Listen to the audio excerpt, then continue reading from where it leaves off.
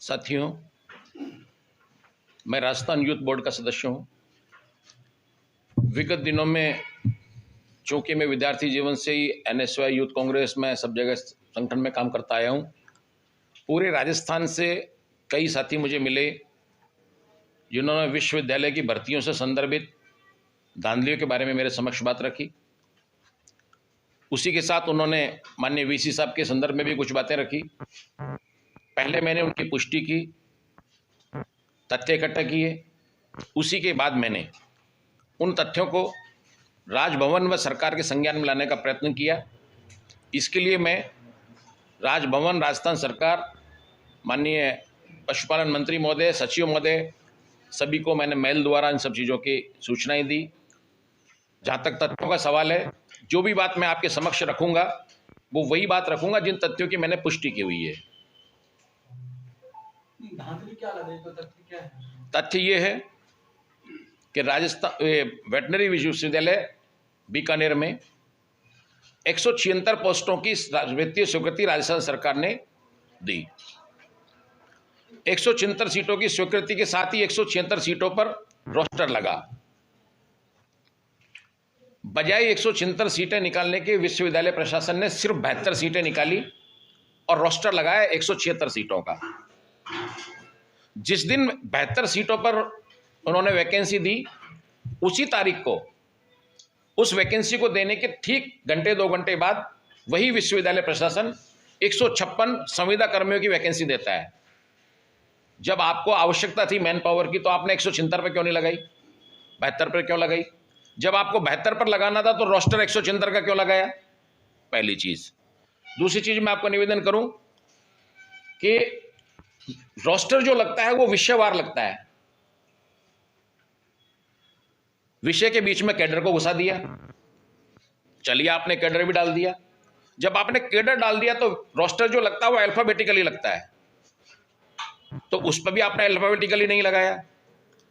इस पर आप आइए, आपने धांधली प्रश्न पूछा कि धांधली का आपको बहुत बेहतरीन जवाब देता हूं। 18 जुलाई नॉमिनेशन की लास्ट तारीख थी।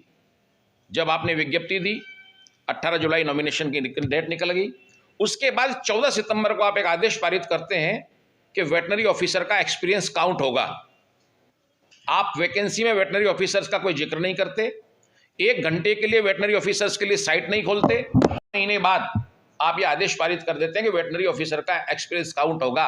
इसका मतलब आप जिन चहेतों को भरवाना चाहते थे चुपके से आपने भरवा लिया। 1.5 महीने बाद उनका एक्सपीरियंस काउंट कर दिया। एक्सपीरियंस के लगभग 5 नंबर हैं।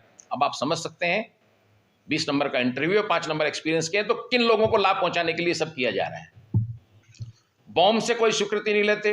इन्होंने पूर्व में भी 7 KVC की सीटें निकाली जिसमें बॉम्ब से स्वीकृति, परिणाम की और वैकेंसी की दोनों की स्वीकृति एक ही दिन ली गई। जबकि कायदा यह है, बॉम्ब इसीलिए बनाया जाता है कि जब कोई वैकेंसी निकलेगी तो उसकी स्वीकृति बॉम्ब से ली जाएगी और उसका अक्षर से पालन होगा। और भी बिंदु हैं जो मैं आपके बीच रखना चाहता हूं।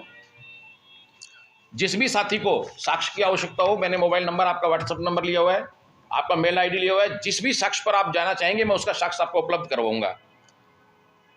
आपने वेटनरी विषयों के बीच में नॉन वेटनरी वालों को रख दिया।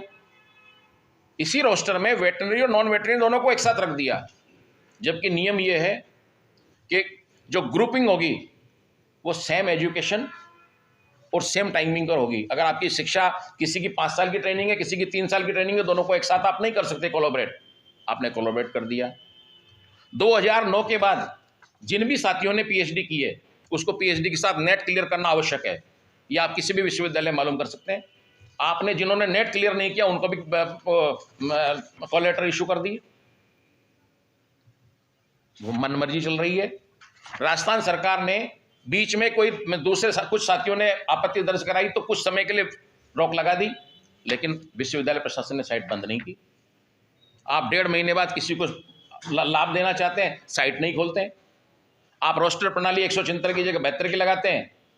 आप अल्फाबेटिकल में किसी को भी घुसेड़ देते हैं। क्या ये धांधलियां नहीं है?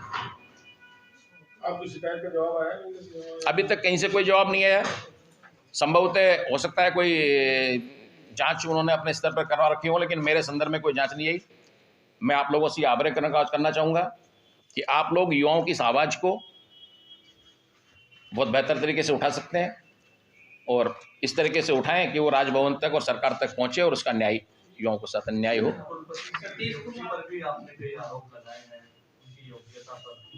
निसंदेह लगाए हैं। आरोप ये हैं कि कुलपति महोदय के विरुद्ध 5 से 7 मुकदमे दर्ज हैं। मैं आपको कुलपति नॉमिनेशन का फॉर्म दे सकता हूं, वैकेंसी वाला, जिसमें साफ लिखा हुआ है कि आपको मेंशन करना होता है कि आपके खिलाफ मुकदमे, आपराधिक मुकदमे दर्ज है या नहीं है। रिप्लाई इन यस और नो। यदि उन्होंने यस जवाब दिया तो वो कुलपति कैसे बन गए? यदि उन्होंने नो जवाब दिया तो ये मुकदमे किसके विरुद्ध हैं? और अगर मैं गलत हूं तो मेरे को आज मेल किए हुए, मैंने श्रीमान कुलपति महोदय को भी मेल किया है, राजभवन को भी मेल किया है। क्या कुलपति महोदय किसी भी दिन आकर के अपनी तरफ से ये नहीं रख सकते कि ये मुकदमे मेरे नहीं है? मुकदमे तो मैं नहीं लिखता, मुकदमे तो अदालतों में चल रहे हैं। और अगर कोई मुकदमा नहीं चल रहा है, किसी मुकदमे में उनको लगता है कि सब फर्जी मुकदमे या पुराने मुकदमे या मैं बरी हो चुका हूं, तो तथ्य रखे। मैं आप लोगों से आग्रह करूंगा कि आप राजभवन से, सरकार से, वीसी महोदय से इन मुकदमों के बारे में जानकारी लें।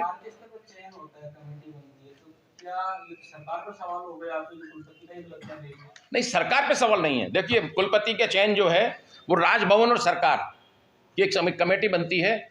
अब यही तो प्रश्न है कि किसकी धांधली में किसने किसकी आंखों में धूल झोंकी है, इसमें कौन लोग शामिल है, जांच के बाद ही पता चलेगा। मैं तो जांच की बात कर रहा हूं।